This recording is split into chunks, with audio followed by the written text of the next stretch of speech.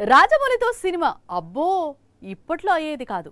అందుకే రాజమౌళితో సినిమాలు చేసే హీరోలు ఆ తర్వాత చేయాల్సిన ప్రాజెక్ట్స్ పై పెద్దగా ఆశలు పెట్టుకోరు. కానీ మహేష్ మాత్రం ఒకరు ఇద్దరు దర్శకులను లైన్లో పెడుతున్నాడని టాక్ వినిపిస్తోంది.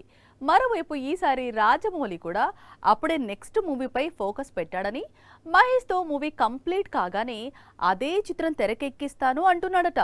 ఇంతకీ అదే చిత్రం ఏంటి అంటారా?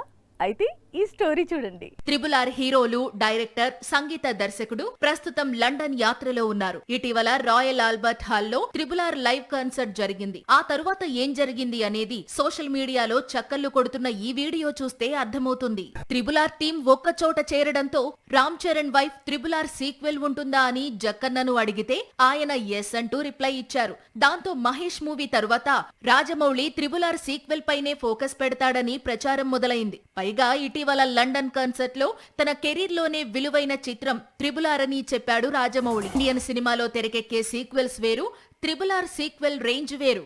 ఈ చిత్రం ఇటు ఇండియన్ బాక్సాఫీస్ దగ్గర రికార్డులు తిరగరాసింది, అటు హాలీవుడ్ కు కనెక్ట్ అయ్యింది, ఆస్కార్ అందుకుంది.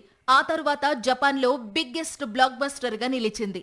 ఒక తెలుగు చిత్రం విశ్వవ్యాప్తంగా గుర్తింపు తెచ్చుకోవడం, దర్శకుడిగా రాజమౌళికి ఎంతో పేరు ప్రఖ్యాతలు తీసుకురావడంతో ఈ చిత్రాన్ని చాలా స్పెషల్ గా ట్రీట్ చేస్తున్నాడు దర్శక ధీరుడు. ఇప్పటికే త్రిబుల్ ఆర్ సీక్వెల్ లైన్ ను కథా రచయిత విజయేంద్ర ప్రసాద్ పూర్తి చేసి పెట్టారు. పైగా ఆ లైన్ రాజమౌళికి బాగా నచ్చింది. మహేష్ మూవీని 2027లో రిలీజ్ చేయాలి అనుకుంటున్నారు. ఆ తరువాత త్రిబుల్ ఆర్ సీక్వెల్ పై రాజమౌళి ఫోకస్ పెట్టే అవకాశాలే ఎక్కువగా ఉన్నాయి. ఈలోపు రామ్ చరణ్, ఎన్టీఆర్ తమ చేతిలో ఉన్న చిత్రాలు పూర్తి చేసే అవకాశాలు ఉన్నాయి.